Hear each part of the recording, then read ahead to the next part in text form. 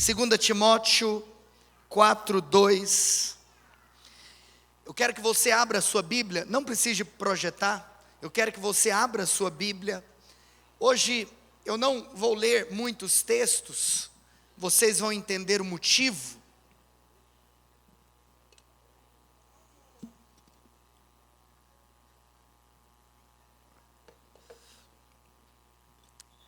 Todos acharam 2 Timóteo 4:2? Quem achou, diga glória a Deus. Aleluia. Amados, antes de nós lermos, eu quero trazer aqui um pouco um comentário, uma contextualização do motivo pelo qual eu estarei compartilhando nessa noite essa palavra, de maneira muito específica. No mês de setembro, diga comigo, mês de setembro, além da multiplicação dos nossos cultos, será um mês que marcará também um novo estudo bíblico que nós teremos como Igreja Emaús. A partir do primeiro domingo de setembro, nós iremos gastar alguns meses, eu acredito que talvez 2, ou no máximo 3 meses, de maneira específica, nos momentos da ministração da palavra, estudando a respeito da carta do apóstolo Paulo aos Filipenses. Quem está conosco desde o começo sabe que este será o nosso 4º estudo bíblico. Antes da Igreja Emaús nascer, quando nós éramos um grupo de pessoas que estávamos reunidos com o intuito de começarmos uma igreja, esse grupo de pessoas que se reunia, nós começamos as nossas reuniões estudando o livro de Atos dos Apóstolos. Alguém aqui era dessa época? Levanta a mão para eu ver. Glória a Deus por isso. Nós estudamos o livro de Atos dos Apóstolos e posteriormente nós tivemos a graça de Deus de começarmos a Igreja Emaús. Então a Igreja Emaús, ela nasce debaixo de um estudo bíblico, debaixo do estudo da igreja primitiva. Mas depois que o Senhor nos deu a graça de iniciarmos a igreja, nós tivemos também o estudo do livro de Gênesis, o começo de todas as coisas. Eu me lembro que no primeiro dia do estudo eu me referi ao livro de Gênesis, dizendo que o livro de Gênesis, ele é também conhecido como a Bíblia em sementes, porque todos os princípios espirituais que estão contidos em toda a palavra de Deus, foram primeiramente citados no livro de Gênesis. Mas, ano passado, nós tivemos o estudo de um terceiro livro bíblico. Nós estudamos aqui o livro de Números. Quantos participaram do nosso estudo de Números no ano passado? Nós tivemos então a oportunidade de mergulharmos nesse livro, que para aquele momento específico, era um momento de alinharmos o nosso coração, porque a estação que estávamos vivendo como igreja, era uma estação que nos fazia poder aprender e aplicar verdadeiramente os princípios espirituais contidos no livro de Números. E o Senhor colocou no meu coração o desejo de estudar uma carta do apóstolo Paulo, e eu recebi de Deus a direção de estudar a carta de Paulo aos Filipenses. Eu tenho também algum desejo de talvez realizar, após a carta dos Filipenses, no ano que vem, o estudo do Evangelho de João. Estou orando sobre isso, mas eu acredito que será depois do nosso próximo estudo, após o tempo do estudo de Filipenses. Então, hoje, o Senhor me levou a compartilhar com a igreja uma palavra que vai nos contar o porquê de realizarmos o que nós vamos fazer. Então, para você que talvez toma nota daquilo que é compartilhado no púlpito, a palavra de hoje é: qual a importância de estudarmos a Bíblia? Ou a importância do estudo bíblico. Você pode anotar como sendo uma pergunta: qual a importância de estudar a Bíblia? Ou você pode colocar um título afirmativo de a importância do estudo bíblico. Hoje eu quero trazer luz sobre o motivo de nós realizarmos, a partir de setembro, o que nós vamos fazer. Eu não vou pregar isso domingo que vem, porque domingo que vem nós vamos ter aqui um convidado muito especial, que é o pastor Eduardo Nunes. Então eu decidi fazer isso antes do culto que nós vamos iniciar o estudo da carta aos Filipenses. Abaixa a sua cabeça, Espírito Santo. Louvamos ao Senhor porque no nosso culto de hoje nós tivemos vários momentos especiais. Mas eu também declaro que nós sairemos daqui instruídos e direcionados pela Tua palavra. Que o Senhor possa de fato queimar o nosso coração com aquilo que te alegra. Que o Senhor possa queimar o nosso coração com aquilo que representa a Tua vontade para nós. Por isso, Senhor, guardamos agora o ambiente. Declaramos que todo o ambiente de distração cai por terra agora em nome de Jesus. Todo o ambiente de desatenção, todo o ambiente de informalidade não tem espaço no nosso meio. Essa igreja é uma igreja composta por pessoas que amam e reverenciam a Tua palavra e tem fome e sede por aquilo que está no Teu coração. Por isso, nosso amado Papai, fala conosco. Estamos inteiramente dispostos a sermos alimentados pela Tua palavra. Em nome de Jesus, você pode dar um glória a Deus onde você está? A Escritura diz na segunda carta de Paulo ao seu discípulo Timóteo, no capítulo 4, 2 Timóteo 4:2. E este é o único versículo que eu vou compartilhar nessa noite. Como eu já sabia que seria uma noite de vários afazeres no culto, eu então decidi ficar apenas em um versículo, mas eu creio que esse versículo vai mudar a sua vida. Quem está comigo fala glória a Deus. A Escritura diz, por intermédio do apóstolo Paulo: meu filho Timóteo, e se este versículo se tornou Escritura inspirada, isso é para o Vinícius, isso é para Maria, isso é para o João, isso é para todos nós. Igreja Emaús, prega a palavra.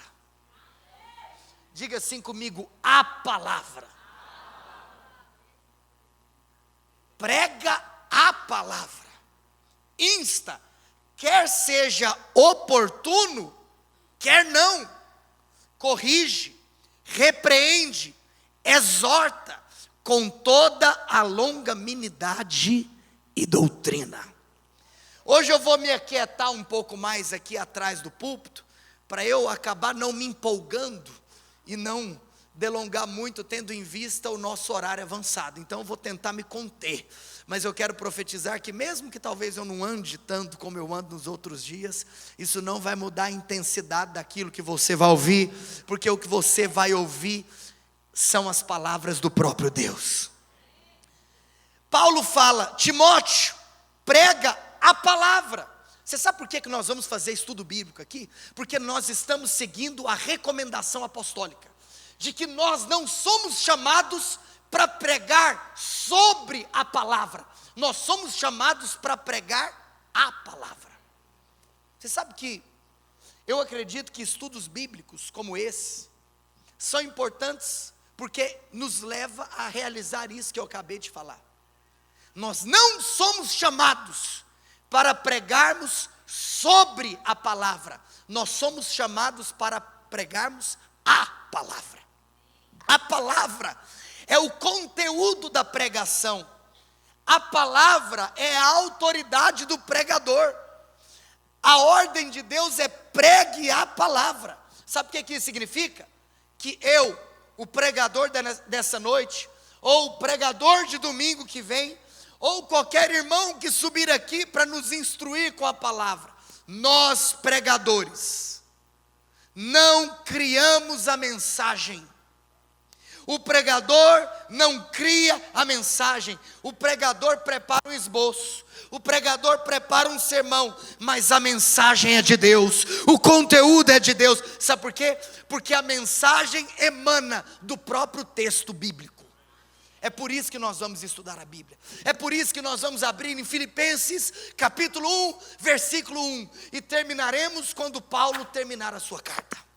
É por causa disso, porque a mensagem emana do próprio texto. O texto em si, na sua literalidade, é o próprio conteúdo da mensagem. O conteúdo da mensagem é o texto bíblico. Sabe por quê? Amados, com muito amor e carinho, eu quero dizer para você que talvez está me ouvindo, e você que é pregador da palavra, glória a Deus, nós somos raça eleita, povo de propriedade exclusiva de Deus, nós somos uma nação santa e um reino de sacerdotes. Então eu estou falando para todos aqui que são sacerdotes, eu estou falando aqui para vocês, vocês são pregadores, e eu tenho hoje uma notícia para te dar. Deus não tem compromisso com a palavra do pregador, Deus tem compromisso com a sua palavra. Não é a palavra do pregador que não volta vazia, é a palavra de Deus que não volta vazia. Essa é a promessa de Deus, e nós só teremos o cumprimento dessa promessa se estivermos pregando não as nossas palavras, mas as palavras de Deus. É por isso que nós vamos estudar a Bíblia na igreja Emaús. Porque a palavra de Deus é poderosa, porque a palavra de Deus, ela libera chamas de fogo, ela faz tremer o deserto, a palavra de Deus é viva, eficaz, a palavra de Deus é a espada do Espírito.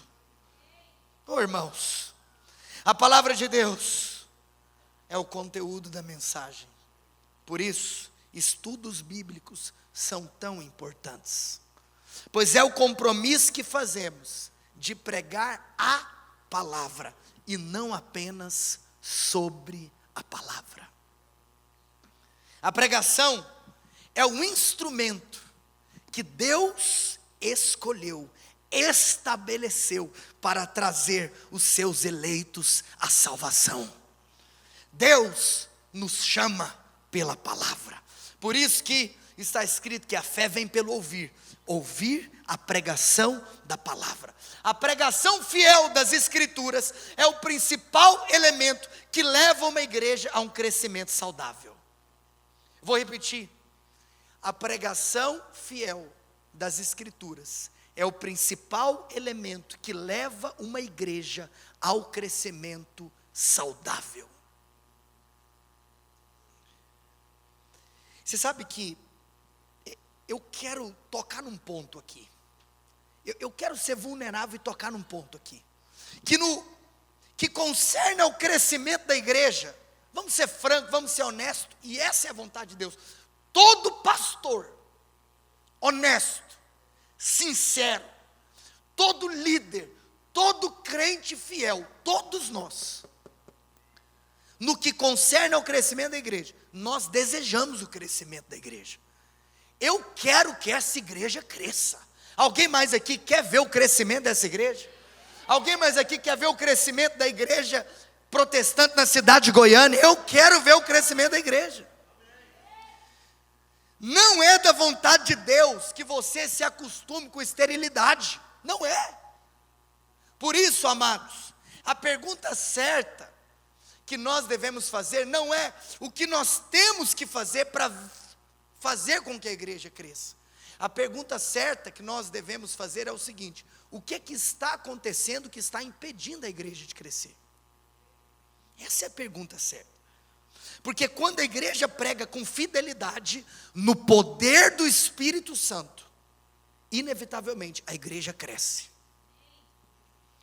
E aí, sendo vulnerável, eu quero ser muito claro aquilo que está em concordância com vários historiadores cristãos, que com relação ao crescimento da igreja, todos nós temos que ter dois cuidados e duas precauções. A cristandade precisa tomar cuidado com duas coisas. A primeira precaução que nós devemos ter como igreja, a precaução contra a numerolatria. O que é isso, numerolatria? Numerolatria é a idolatria dos números. A igreja não pode adotar aquela filosofia que no século XX ganhou muita força, que nós chamamos de pragmatismo. E o que é isso? Pragmatismo. E amados, que o Senhor nos livre de que o pragmatismo entre na agenda dessa igreja. Pragmatismo é quando você diz: eu não estou interessado na verdade, eu estou interessado naquilo que funciona. Pragmatismo é quando alguém diz: eu não quero saber, eu não me importo com conteúdo, o que eu quero é resultado. Isso é pragmatismo. A igreja não pode se transformar em um mercado. Com muito amor e carinho, eu quero dizer para você, você que está aqui sentado, nunca se veja como um consumidor, e nunca veja o púlpito como um balcão de serviço. A igreja não é um mercado onde o consumidor determina o que deve ser passado no balcão de serviço. A igreja não pode deixar a verdade para dar ao povo o que o povo quer. Este não é o evangelho e o compromisso com a Santa Escritura.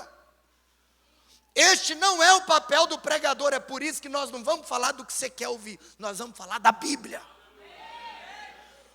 Porque o pregador é chamado para pregar a palavra, oferecer não o que o povo quer ouvir, mas o que o povo precisa de ouvir. Sabe o que é isso? É o pregador ter a ciência de que muitas vezes as suas pregações não terão ibope, que muitas vezes ele não receberá do auditório aplausos ou tapas nas costas no final do culto.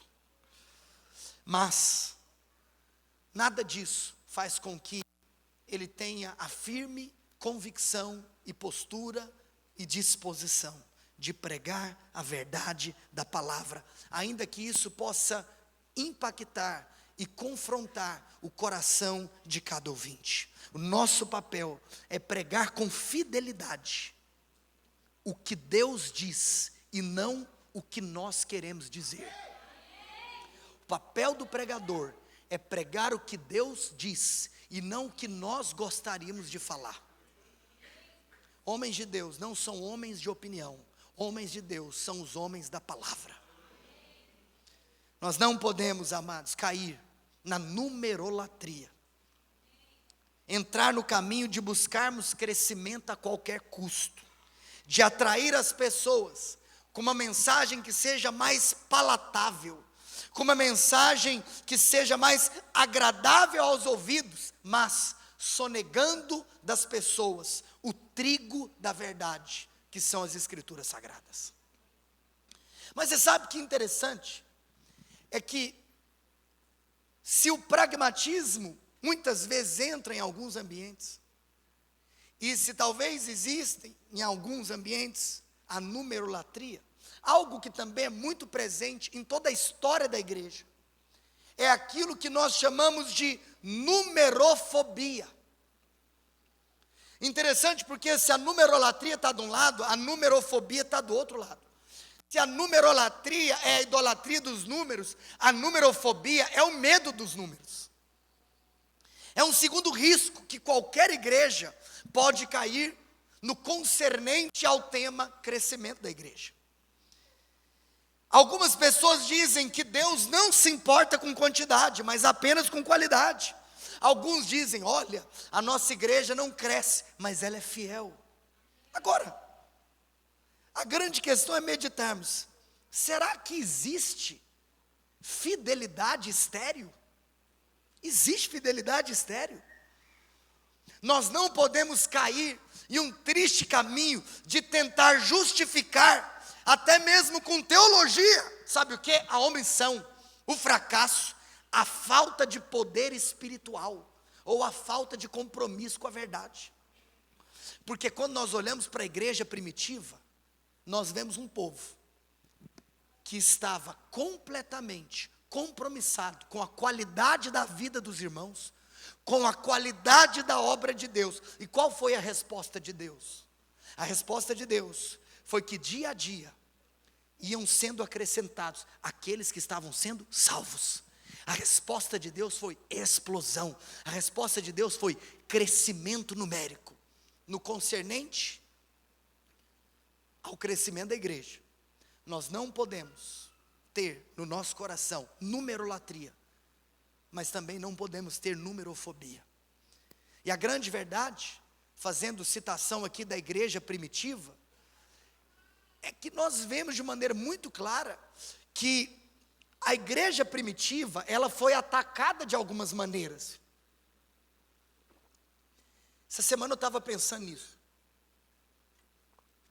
Porque quando nós olhamos para alguns ataques que a igreja primitiva sofreu, nós vemos, por exemplo, na sequência dos capítulos 4, 5 e 6 do livro de Atos, que o diabo mudou as estratégias na hora de atacar a igreja primitiva. E são estratégias que o inimigo tenta lançar até hoje. Porque no capítulo 4 do livro de Atos, nós tivemos a primeira estratégia do diabo no ataque à igreja primitiva, que foi a estratégia da perseguição. Você lembra que a perseguição para a igreja cristã teve o seu início em Atos 4. Então nós vemos então que era um ataque que vinha de fora para dentro. Eu não estou aqui para me delongar a respeito da perseguição, mas essa perseguição começa e depois o Sinédrio chama Pedro e João para uma conversa, e o Sinédrio proíbe Pedro e João de pregarem a mensagem do caminho do Evangelho. Mas Pedro e João se negam, e eles então ousadamente determinam que eles continuarão sendo fiéis à pregação da palavra. Mas se em Atos 4 nós temos a perseguição, em Atos 5 nós temos aquilo que nós chamamos de infiltração. Sabe o que é interessante? Que a perseguição foi de fato um ataque do diabo de fora para dentro, mas a infiltração foi um ataque do diabo de dentro para fora. Por quê? Porque em Atos 5 nós temos a história daquele casal que estava infiltrado na igreja, mas que não temia Deus. A história de Ananias e Safira. Eles não estavam do lado de fora, eles estavam do lado de dentro. O diabo tentou com a perseguição, mas depois o diabo tenta com a infiltração. Mas sabe o que é interessante? Que se você olhar a resposta dos apóstolos no capítulo 4, se você olhar a resposta dos apóstolos no capítulo 5, nós vemos um padrão. Eles sempre respondem os ataques do diabo, seja de dentro para fora ou de fora para dentro, seja perseguição ou seja infiltração, com oração e pregação. E por fim, tem uma coisa muito interessante, que se nós fôssemos para o capítulo 6 de Atos, capítulo 4, perseguição, capítulo 5, infiltração, mas no capítulo 6 nós temos algo que eu chamaria de distração. Os apóstolos reconheceram que estavam se distraindo da centralidade do propósito de Deus para a vida deles. E naquele capítulo, nós vemos então a instituição dos diáconos na vida da igreja, porque os apóstolos reconheceram que eles não poderiam servir às mesas, não que servir às mesas não seja um trabalho da igreja, servir às mesas é um trabalho da igreja, mas de acordo com Atos capítulo 6, é por isso a necessidade do estabelecimento do diaconato, porque o trabalho apostólico, o trabalho da liderança, conforme os apóstolos declararam no versículo 4, e quanto a nós, nos consagraremos à oração e ao ministério da palavra. Eu quero hoje ser o primeiro a receber isso que está sendo liberado desse púlpito, e que Deus me livre de abandonar a oração e o ministério da palavra para servir às mesas, porque é isso que Deus espera de mim. Se você perceber, a oração e o ministério da palavra são os dois maiores elementos que levam uma igreja a crescer de maneira saudável. Hoje, nós não podemos ceder à tentação de esperar, desejar ou até mesmo buscar o crescimento da igreja por qualquer tipo de técnica ou método que não seja estabelecido sob o fundamento da oração e do ministério da palavra. Nós não podemos buscar o crescimento simplesmente por ferramentas modernas, ou depositarmos as nossas fichas na tecnologia ou na metodologia humana. Não, se queremos uma resposta para saber como fazer uma igreja crescer de maneira saudável, nós não cairemos nas práticas do pragmatismo moderno, mas nós voltaremos ao livro de Atos. Lá está a receita. para o crescimento saudável é a oração e o ministério da palavra. Você sabe que dentro desse contexto e coração, eu gostaria de avançar com você em mais um ponto nessa noite, a respeito daquilo que eu chamo de os 4 problemas corrigidos por um estudo bíblico. Nós vamos começar o estudo bíblico. E eu estou aqui hoje te contando que quando nós estudamos a Bíblia como igreja, nós corrigimos 4 problemas. Sabe qual que é o primeiro dos 4 problemas que são corrigidos através do estudo bíblico? O primeiro problema é o problema do liberalismo. Diga comigo, liberalismo. O que é liberalismo? Liberalismo é o fruto do iluminismo e do racionalismo. Pastor, o que é liberalismo? Liberalismo é quando alguém afirma que você só pode aceitar algo como verdade desde que a sua mente entenda. Os liberais são aqueles que afirmam que alguma coisa só pode ser considerada verdade se a sua mente tiver a capacidade de entender. Mas hoje eu estou aqui para te falar uma coisa. Embora reconhecemos que a fé cristã é racional, precisamos de reconhecer mais ainda que ela não é apenas racional, mas que a fé cristã é supra-racional. A fé cristã está acima da racionalidade humana. Por exemplo, como que nós entenderíamos com a nossa mente humana a respeito da trindade divina? Como que Deus pode ser um só, subsistindo em 3 pessoas diferentes, o Pai, o Filho e o Espírito Santo? O Pai não é o Filho não é o Pai, o Espírito não é nem o Pai nem o Filho, mas eles são um só e nós não somos politeístas. Como? Como? Nós não podemos entender com a nossa razão humana como que um Deus que é onipresente, onipotente, onisciente, que é transcendente, que é maior do que tudo que Ele criou, pode se fazer carne, entrar no ventre de uma virgem, nascer em uma manjedoura. Como? Nós não podemos entender isso racionalmente. Como que nós vamos entender os milagres de maneira racional? Como? Mas eu quero te falar uma coisa.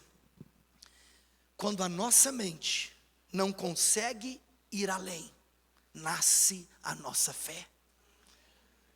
Quando a nossa mente não consegue chegar até o ponto onde nós estamos, se nós não temos o raciocínio, nós cremos, nós temos a fé.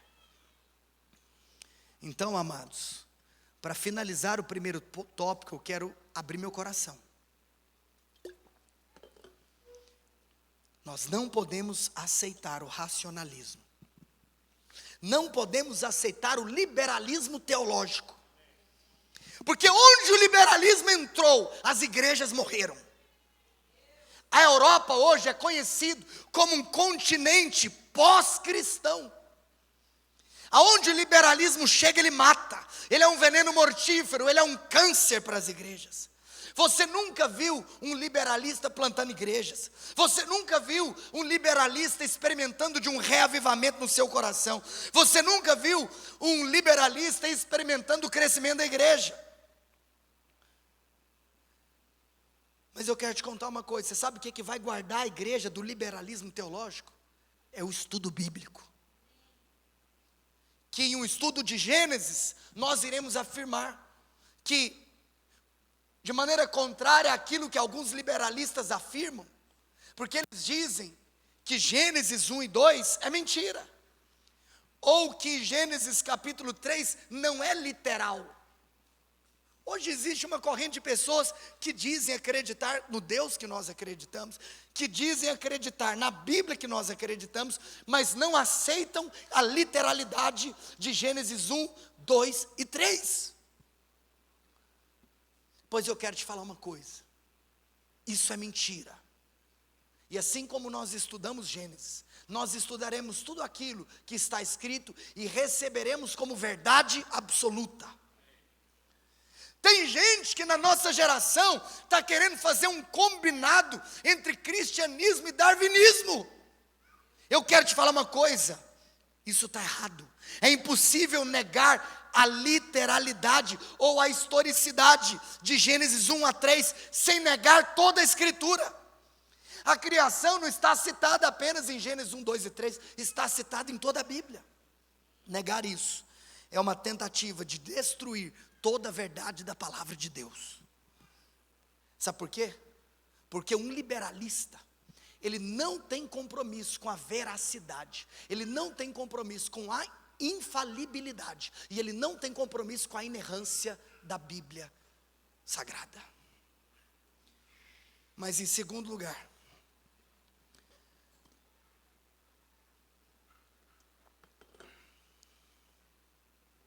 o segundo problema que é corrigido quando a Bíblia é exposta, o segundo problema que é corrigido com o estudo bíblico em uma igreja, é o problema do sincretismo religioso. Diga assim, em primeiro lugar, o estudo bíblico corrige o problema do liberalismo. Mas diga assim, mas em segundo lugar, do sincretismo. O que é sincretismo religioso? Nós podemos definir como sincretismo qualquer prática religiosa que provém da fusão de outras práticas ou de outras religiões.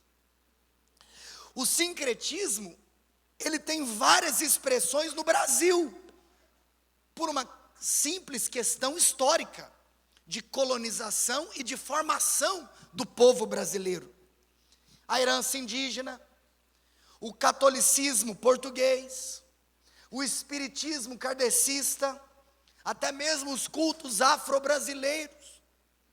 Muitas igrejas, eu quero falar com muito amor e carinho, porque eu estou aqui como um guardião da Escritura Sagrada. Até mesmo não fazem peregrinação para Juazeiro do Norte, para Aparecida do Norte, para Trindade, nós que somos protestantes. Mas o problema é se nós que somos protestantes começarmos a usar rosa ungida, copo d'água em cima do rádio, sal grosso. Sabe o que isso é? Mudar o rótulo, mas ter o mesmo conteúdo. Nós, como igreja evangélica brasileira, precisamos voltar para as Escrituras e não irmos além daquilo que está escrito. Nós não podemos criar mecanismos humanos para atrairmos as pessoas, sonegando a elas a verdade de Deus. O papel do pregador é pregar a palavra. Aqueles que não creem na suficiência das Escrituras, eles precisam ser muito criativos, porque todo dia eles têm que colocar alguma coisa nova, porque senão as pessoas não ficarão lá. E eu quero te falar uma coisa, e essa tentativa da substituição da literalidade bíblica por qualquer outra coisa que pode ser colocada como sagrada, sabe o que isso vai acontecer? Vai se tornar um chiclete, que você mastiga, que vira uma borracha e que perde o sabor. E aí você tem que colocar outro chiclete, você tem que colocar outro chiclete, você tem que fazer outra coisa. Mas eu quero te falar uma coisa, aqui não, nós iremos pregar a Bíblia e somente a Bíblia. Porque nós cremos que ela é viva, atual, poderosa e suficiente. Mas em terceiro e penúltimo lugar, nós acreditamos que o estudo bíblico, ele corrige não apenas o liberalismo teológico, não apenas o sincretismo religioso, mas em terceiro lugar, o estudo bíblico corrige aquilo que nós chamamos de ortodoxia morta. Aqui não. Eu quero dizer algo para vocês. Eu tenho um desejo muito grande de no futuro nós termos sim um instituto bíblico, um seminário teológico. Mas eu quero te falar uma coisa. Mais do que mentes brilhantes, nós queremos ver corações pegando fogo. Nós não queremos ver em seminários simplesmente o aumento do conteúdo, o aumento do logos, sem o poder do rema. O estudo bíblico verdadeiro, ele mexe conosco, ele mexe com o nosso coração. Amados, eu não sei quanto você, mas quando eu me exponho à palavra de Deus, o meu coração queima. Em algum momento, eu quero ser honesto com você, o problema não é a pregação de heresias, mas é a falta de poder e unção. Ortodoxia morta também mata. Quando Eliseu mandou Geazi colocar o bordão profético no rosto do menino, a Bíblia diz que o menino continuou morto. Sabe por quê? Porque o problema não era o bordão, o problema era quem carregava o bordão. A mulher de Serepta, ela virou para Elias e falou assim: uau, Elias, agora eu sei que a palavra de Deus tem poder na sua boca. E quando eu estava lembrando disso, sabe o que eu pensei?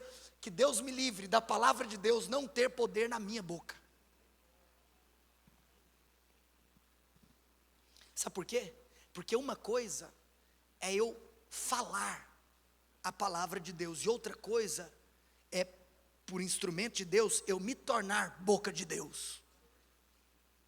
E eu concordo com E.M. Bounds, que no século XX, ele era um homem de Deus, um metodista, piedoso, escreveu muito sobre oração, que ele diz que enquanto estamos à procura de melhores métodos, Deus está à procura de melhores homens, pois Deus não unge métodos, Deus unge pessoas.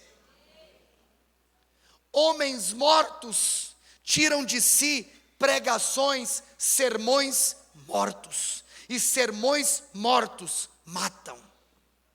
Nós dependemos do poder e do fluir do Espírito Santo de Deus. E essa palavra tem que ser pregada com fidelidade, mas ela também tem que ser pregada com poder, com a virtude do Espírito Santo. Ah, meus amados, o time de adoração pode subir. Eu quero falar uma coisa para você: se o nosso púlpito pegar fogo, os nossos bancos também pegarão. Mas em quarto e último lugar, o estudo bíblico, ele vai nos livrar da superficialidade.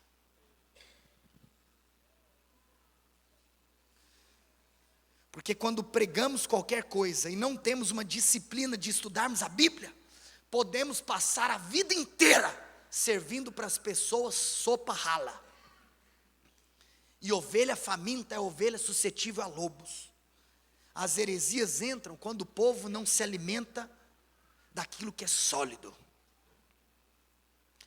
É muito triste se acontecer de um pregador ter a coragem de subir para ensinar, sem se preparar adequadamente.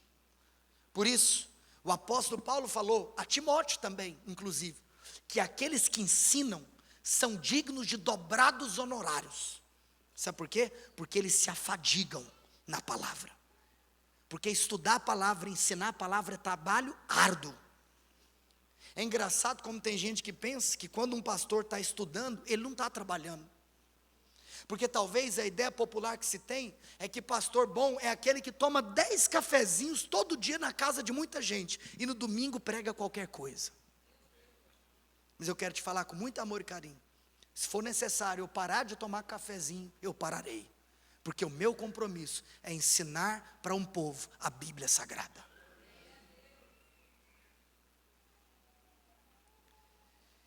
Eu queria que você anotasse uma coisa: que nós podemos sintetizar o estudo bíblico em 3 verbos.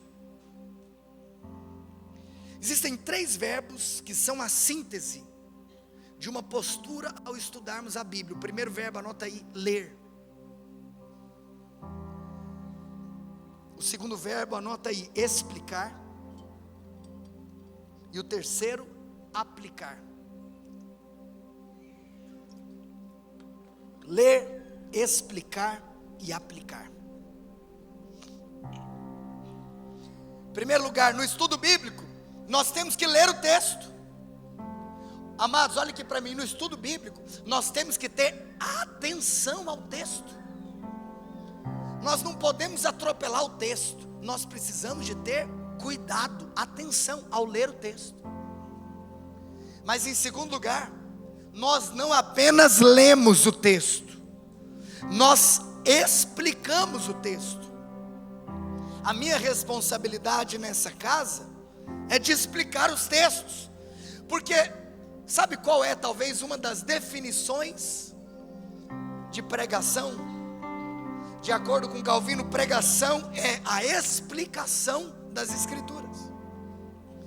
Na explicação, nós tiramos do texto o que está no texto.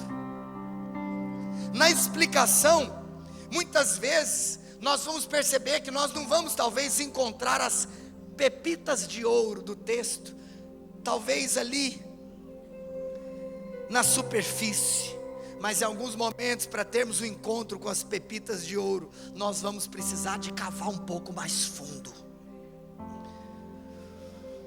Nós não podemos tentar impor ao texto aquilo que nós achamos. Nós precisamos ir ao texto, precisamos de perguntar ao texto, precisamos de mergulhar no texto, para descobrirmos as verdades e as riquezas do texto e trazermos à tona. Na pregação nós permitimos que a Escritura fale e que o pregador seja apenas um instrumento e um canal. Mas se eu disse para você que ler é o primeiro verbo e explicar o segundo, o terceiro verbo que nós sintetizamos o estudo bíblico é aplicar. Eu acho legal que John Stott, ele fala no seu livro Entre Dois Mundos, que a pregação é a unificação entre o texto antigo e o ouvinte contemporâneo. Isso é a pregação. É eu trazer aqui uma unidade entre um texto histórico, um texto antigo, e aplicá-lo à vida cotidiana de um contemporâneo ouvinte. Se não houver conexão entre o texto e o ouvinte, não houve pregação. Por isso a pregação, ela não é um discurso ao auditório. A pregação é uma palavra ao auditório. Agora, sendo vulnerável, o grande X da questão é que muitas heresias nascem no momento da aplicação. Quando talvez um pregador se emociona e ele proíbe o que Deus nunca proibiu, ou ele abençoa o que Deus nunca abençoou. Por isso, nós temos que ler, explicar e aplicar, tomando muito cuidado de não expressarmos aquilo que nós achamos, mas de manifestarmos aquilo que Deus diz. Eu finalizo trazendo algumas perguntas à tona e liberando respostas. Por que muitas vezes o estudo bíblico é tão negligenciado? Com muito amor e carinho, vou te contar por quê. Porque muitas pessoas estão mais preocupadas em defender a Bíblia do que em estudar a Bíblia, do que em conhecer a Bíblia. Tem gente mais preocupada em defender a Bíblia do que em pregar a Bíblia, como se a Bíblia precisasse da nossa defesa. Eu me lembro que um dia eu estava conversando com o Álvaro, e ele estava comentando que, engraçado, talvez no pleito eleitoral, a gente viu, glória a Deus por isso, esse é o nosso coração, tanta gente que se diz conservadora, querendo defender a pauta da família. O problema é se você quiser defender uma pauta que não é a realidade da sua vida cotidiana. Tanta gente levantando a bandeira da família e não cuida do casamento, infiel à esposa. Presta atenção, que coerência é essa? Amados, pessoas negligenciam o estudo bíblico porque estão mais preocupados em defender do que em viver. Nós precisamos de viver as instruções bíblicas. Por isso que nós vamos aqui expor a palavra e estudar a palavra. Sabe por quê? Porque eu não quero cair em algo que eu concordo, que sermonetes produzem cristianetes. Deus me livre disso. Mas eu quero terminar falando de coisa boa. Quais são as vantagens em nós estudarmos a Bíblia? Em primeiro lugar, realizando estudos bíblicos, a nossa preocupação não está em sermos populares, mas em sermos fiéis. O centro da pregação é a frase: assim diz o Senhor. Essa é a maior frase que um pregador pode falar. É a palavra de Deus, é a autoridade do pregador, é a voz de Deus. Quando uma igreja recebe o estudo bíblico, não é ao pregador que a igreja está ouvindo, mas a igreja está ouvindo ao próprio Deus. Mas você sabe que a segunda vantagem em nós estudarmos a Bíblia com muito amor e carinho é nós evitarmos milindres. É porque conta-se a história que uma vez um pregador foi pregar numa igreja que ele foi convidado. E quando ele estava entrando na porta, alguém cutucou ele e falou assim: ó, você vai pregar aqui hoje, mas deixa eu te contar uma coisa, você não pode falar de bebida, viu? Porque o maior dizimista da igreja é chegado num negocinho. Ele falou: meu Deus. Aí ele continuou a caminhada até chegar ao banco, recebeu outro cutucão nas costas. Falou: ó, vou te contar um negócio, aqui você não pode falar de aposta, de jogo de azar, não pode. Sabe por quê? Porque a maior família da igreja aqui, eles gostam de uma apostinha. Aí depois ele chegou no lugar dele, já preocupado: Jesus poderoso, o que é que eu vou falar? Aí uma terceira pessoa cutucou ele e falou assim: ó, você não pode falar aqui de casamento, de adultério, porque o cara mais popular da cidade está visitando a nossa igreja, e todo mundo sabe que ele trai a mulher. O pregador subiu, falou: gente, eu não sei o que é que eu vou pregar. E alguém gritou lá do fundo: prega sobre os judeus, não tem judeu nenhum aqui. Você sabe, amados, se nós estudarmos a Bíblia, não tem milindre. Se nós estivéssemos estudando Mateus, se eu pregasse essa semana Mateus 18, o que você iria esperar que eu pregasse domingo que vem? Mateus 19. E aí, em Mateus 19, nós temos tópicos como divórcio, adultério, casamento, etc. Ninguém vai achar que tem recado para ninguém. Nós só estamos estudando a Bíblia. Quantos estão aqui comigo? É por isso que a nossa igreja precisa ter um compromisso com o estudo bíblico constante. Este será o nosso quarto estudo, mas eu quero profetizar que haverá um dia que nós chegaremos no estudo de número 66. E aí, quando nós chegarmos no 66º livro, nós vamos depois voltar a estudar o livro de Atos, que foi de onde nós começamos. Todos os anos nós teremos estudos bíblicos. Oh, amados, quero profetizar que Deus está levantando aqui hoje pregadores da palavra. Eu quero dizer para você, a vida do pregador é a vida do seu ministério.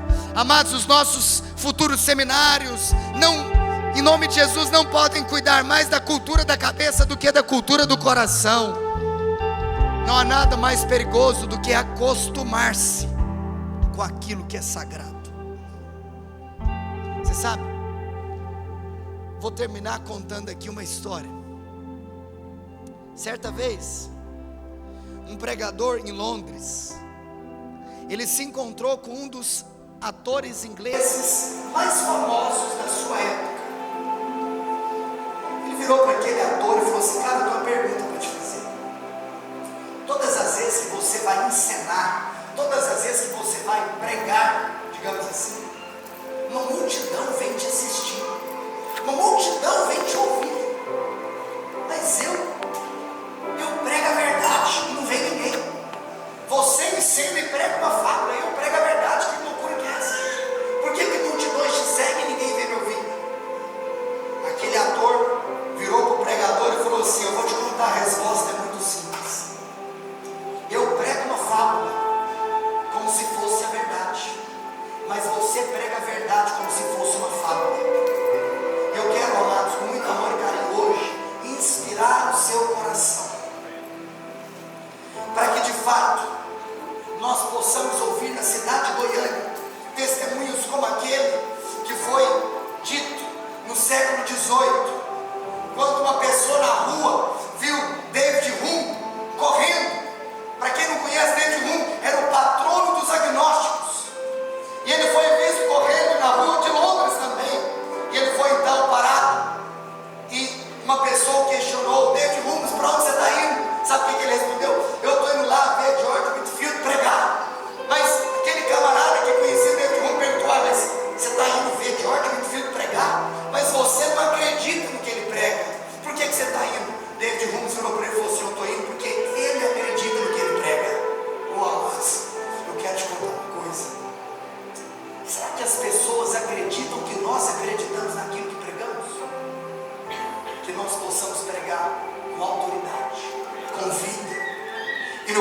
Espírito. Precisamos de um reavivamento nos púlpitos do Brasil. Como John Wesley dizia para os seus alunos do seminário: meus filhos, ponham fogo no seu sermão, porque se você não fizer isso, você vai ter que tacar seu sermão no fogo, porque de nada ele valerá. Se essa igreja pregar com fidelidade a palavra de Deus, debaixo do poder do Espírito Santo, inevitavelmente nós experimentaremos de um grande crescimento para a glória de Deus, em nome de Jesus Cristo de Nazaré. Fique em pé onde você está.